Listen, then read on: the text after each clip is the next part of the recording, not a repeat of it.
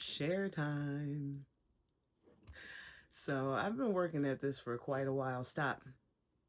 It's my dog playing too close to my daggone light because I can see it now. I'll be in the middle of a good conversation and the light will tip over. But anyway, um, this past these past couple of days leading up to my birthday, as well as the day of and the day after, have been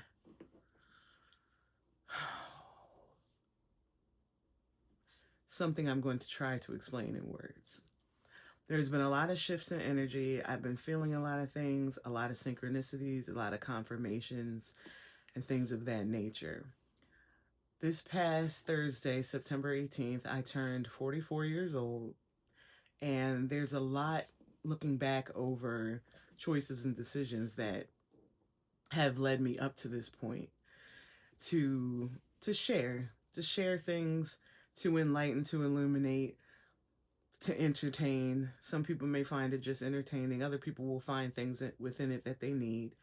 One thing also is that I stand strong on the foundation that what needs to be brought into your life, people, situations, things, experiences will come, and whatever needs to leave and slowly disintegrate or quickly move will do so. I there's a lot to uncover, there's a lot to unhatch. And one thing, I kept getting stuck in analysis paralysis, where I didn't know, like, where do I begin, what do I do? And it was just like, just take a step, take action. And so here I am taking action. um there's going to be a lot.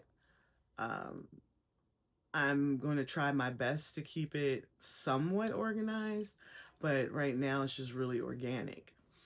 Most of these videos, these particular ones, videos in the red, are going to be in reference to my spirituality and how it's incorporated in my art, how I came about becoming this way, and sharing some things on experiences that I've had and things that are still in development. I experiment with a lot of different things, so that's the only way you're going to know. How do you know? Like, I'm pretty sure we've all heard it. How do you know if you don't try it? How do you know if you like it if you don't try it? So, trying this social media thing. Most of the time, like, I'm an outgoing person, but I'm not like so outgoing that I have to like share everything or constantly be in front of my phone. Most of the time, I'm enjoying the moment. But lately, there's been a pull toward social media, because sometimes it's like you look for things and things are looking for you, like, the things that you seek are seeking you. But if you keep standing in your own way, and one of the things was like, social media, everybody's doing this, everybody's trying to make a video, everybody, but I'm not everybody.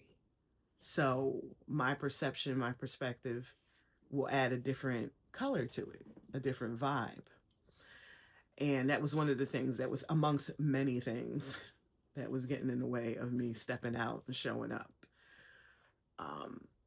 But like I said, the majority of these videos I look to express creatively, and a little bit of a background story about how I came to, like I said, how I came to this point out in this transitioning phase of my life, because it's still a lot of changes going on. And I figured it would be nice to share and see where it goes. So the first video that I wanted to make, I wanted to talk about how do I want to call it? What do I want to label it? These are some of the things that get me caught up, because it's like, oh, I want to label it this. I want to have this certain look. I want this music playing at the time that I'm making the video. And it's like, if you keep planning and planning and planning and never taking this step, you're going to be in the same damn position that you were in. Like, you need to just do it. So here I am. I'm just putting it out there. I am just playing around, and I try to keep in mind like one thing that helps me a lot is that it's a game. It's a game. Keep it light, not too serious.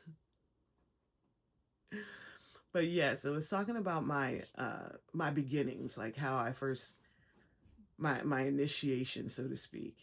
Um, how I was led to this path, led to my spirituality. And like I said, it's a lot. I will try to put it in short video terms. I'll probably do short videos and long videos as well. So, but you may hear me repeat things because I'm reiterating what was said, and then trying to make the connections and everything. So just bear with me. Just bear with me, please. But I was saying like from family members, it began at the age of 2. A lot of stuff started early with me. I remember my grandmother telling me that my first words, it wasn't mommy or daddy, it was tree and bird, like my tie to nature. Nature plays a large role in my creative process. That is what got me ignited in a way, watching and observing nature. I wanted to draw, I wanted to capture those moments, I wanted to create my own moments. Um, Sorry, my dog is like, really, stop, because you're gonna knock my light over. Go, go, come here. I'm telling you to go, then I'm telling you to come here. This little one, you gotta get out of here. Get out of here.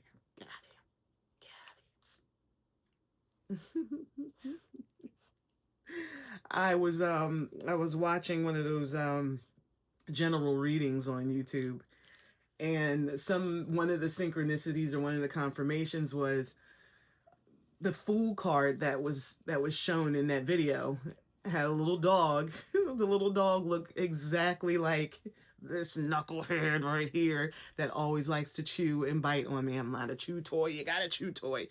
All right, let go. All right, that's enough of you. But yes, the dog looked exactly like her, and I'm like, I was like, if that's not strong confirmation, I don't know what is. But and it was in reference to this type of stuff, like sharing my experiences and things like that. So anyway, now that I've deviated away from what I'm supposed to be talking about, but just tying into like when I was younger, how things started for me. It was very it was some intense moments. It was very in depth, I'll say. Sometimes I'm at a loss for words because to describe the experience, it's like sometimes you just can't find the words or the combination of words to get it out.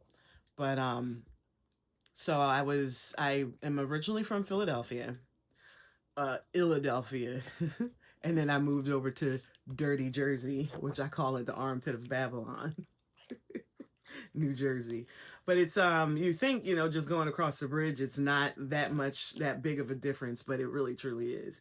I've been in Jersey for over 20 years now. But I was born and raised in Philadelphia. I came over to Jersey, I think I was around like 21 or 22 or something like that. But anyway, growing up in a row home, at the time my mother lived with my grandparents. Stop, Pudding. Come on, go, go, go. She lived with my grandparents at the time. I'm gonna have to put you away if you don't listen. Come on, go. Find your toy. Go get your toy. So she lived in a row home. It was like it had a basement, it had the living room, kitchen, dining room, and then on the second floor was the master bedroom, bathroom, my mother's room, and my uncle's rooms, and uncle's room in the back. So I was playing a game like peekaboo or whatever. I was running back and forth between my mother's room and my grandmother's room. And my grandmom happened to notice that time had passed and she didn't see me, coming back and forth.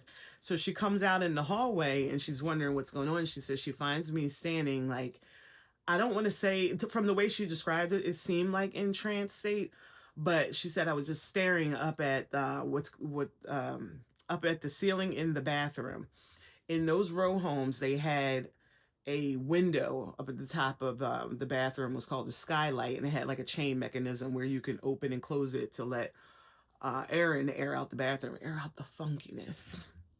Well, I was standing there staring up at the window, and she had asked me, she's like, baby, what are you staring at? And I told her, I was like, there's a man. I was like, don't you see him? He's right there. There's a man standing right there.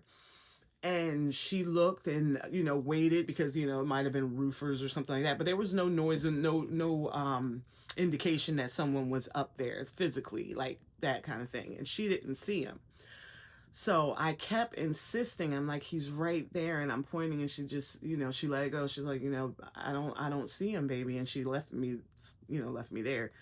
I don't know what the time span was, but she said I stood there for a while looking up at the skylight. Now, trying to think all the way back to 2 years old, I know it can be done, but I haven't done like the proper steps and everything to like do like I guess like a go back and do I'm at a loss for words again, like to see if I remember any more details. The detail that stuck out to me was that he was made out of a light energy, kind of like the same type of material, like light photons, whatever. I'm not going to get into the scientific part because it's supposed to be a short blip, but yes. And it was the eyes that stood out for me. The eyes stood out the most for me. They were this blazing yellow, almost like molten steel, that kind of glow and color tone to it.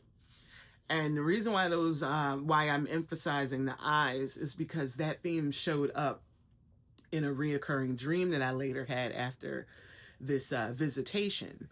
I call it visitation. Some may be like, oh, you had a vision or whatnot. Like I said, the technical things maybe I'll get into a little bit later.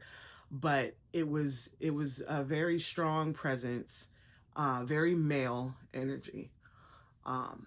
Hence, I seen a man in the man in the window. But my grandmom at another time that I asked her about it, she claims that I said it was Jesus or Yeshua.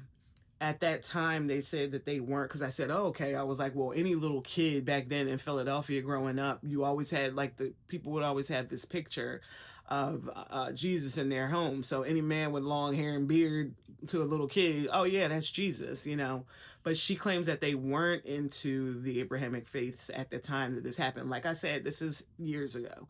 So the details are going to be fuzzy.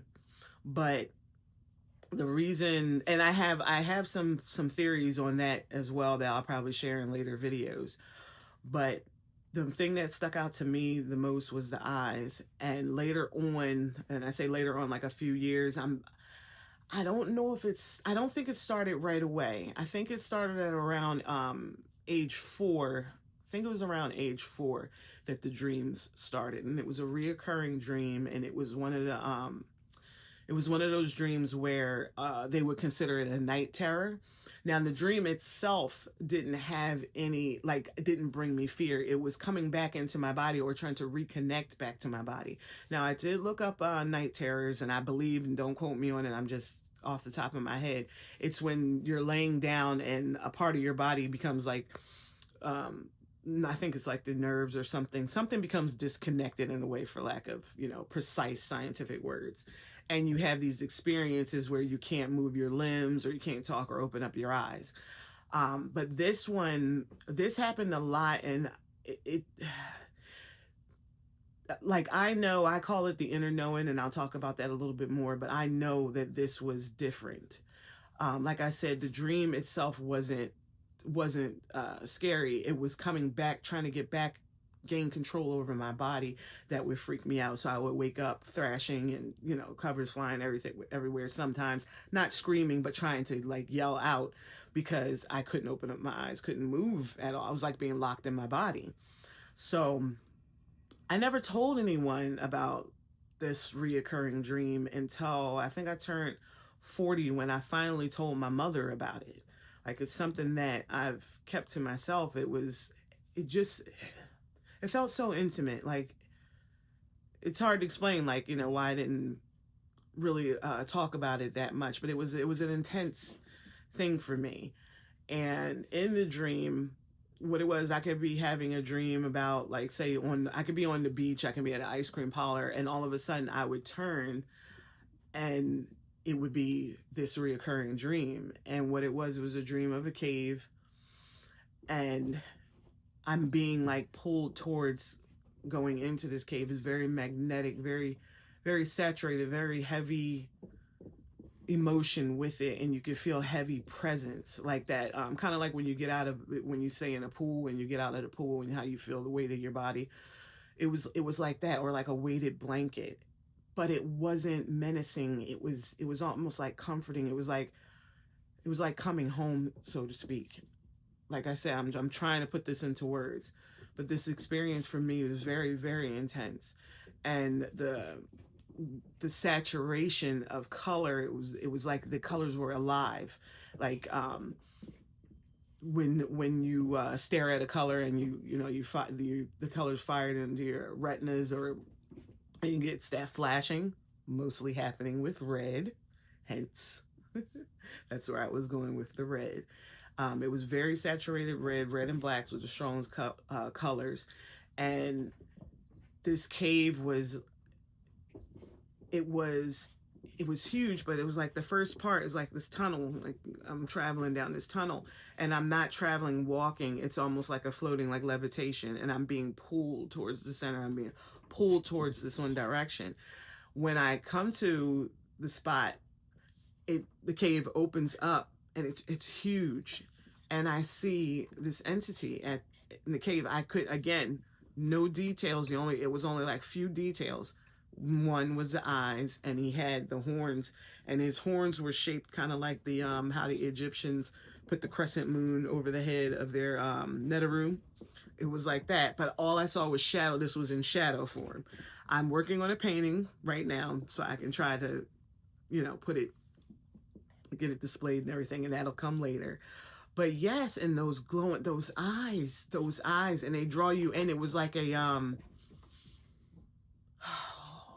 like I said, it was like, I always call it the inner knowing, because it's a communication, but it's a communication that's felt so deeply, felt in the heart, felt in the mind. And it's like a connection, a strong connection, where there is no need for words. Like, you just, you feel, you understand. There's an understanding, an inner knowing. That's why I termed it that. But never felt fear or anything. If anything, I felt like I was being called, or coming home. And now that I look back at it, it kind of feels like like imprinting, like when the spirit chooses you and they imprint upon you, they imprint upon your life, and you can see there's energy signature throughout the experiences that happen in your life. And that's what I started doing. I started like jotting down, because I journal, and I was looking over my journals and everything. Now, this is only one dream. Come here.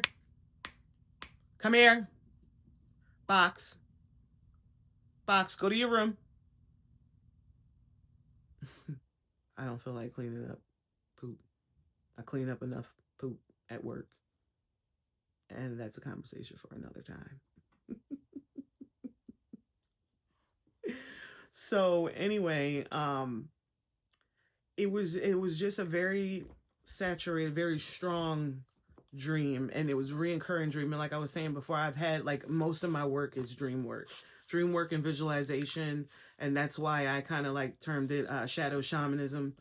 I do feel a lot of shamanistic or shamanic, whichever way you pronounce it. I do feel a lot of that is what it is, like, but it felt like I said, like an initiation, an imprinting of this spirit. And as I go, as I make my videos, because I want to make videos talking about my dream and my dream works. But this was a reoccurring dream that would happen a lot. Like, it was intense. This moment, it was always, like I say, always trance, like always deeply felt, and always with me having trouble connected to my body. And I say it's because it's such a young age, and not knowing about astral projection and things like that, That's why I was having trouble. Like at that age, that's scary, for a child that doesn't have the understanding yet to know what's going on. That was the only part of it that was disturbing. Other than that, the dream and everything, like I said, it was always warm. Like I could feel warmth. It was mist like clouds and fog, if you will. And I just remember that cave, and like I said, I can't wait to show the painting. I've seen some pictures on some websites, some groups that I've joined, or have been um reading up on. It was one I used that as it was another confirmation, because it was a picture that they had displayed. And I'll get around to like showing the clips and everything. Like I'm new to this, so I'm still working on like the technical side of it. But it was a picture on one of the websites that I had visited, and it looked like that dream. It was very similar. And like I said, I'll probably go into a little bit more of that and hopefully have that clip for you guys when I finish my painting, when I start doing my painting videos and finish up with that. But that's how it started for me. It was the visitation, and then it was the repetitive dreams. And this is what initiated my curiosity into paranormal, what some call supernatural, and I know about the meaning of that and everything. Occult studies, and I started to dig deep into this stuff, and it was a struggle, because like I said, my family, as the years went on, they did get heavily into the Abrahamic faith of Christianity. So I was kind of like raised Christian, and this it hampered, but in a way I learned a lot from it too. So I don't look at it as a negative. And it was it was it was negative in the way that when I would try to pursue like getting books and stuff on what was going on, try to read up on it, my family was not having it. It was, you're not bringing the devil into my house, you're bringing spirits into my house, and things like that. Like I said, due to misunderstandings and things. So it took me a while, like to get to a point where I could actually start my studies and dive in deep. And I don't look at that as a negative, because I see like certain things needed to happen in my life for that develop that understanding, and acquire the wisdom and stuff, and where to apply the things that I was learning and things that was happening in my life. So I don't look at that as a bad thing. And I'll share my opinion. I always say I got I got a pocket full of change, and everybody deserves 2 cents. So this is just like an opening video, my first video. My first video. I put up some other videos, but this is my first video of a series, speaking out on my spiritual walk and my creativity. So thank you for listening, and it'll get better as we go along.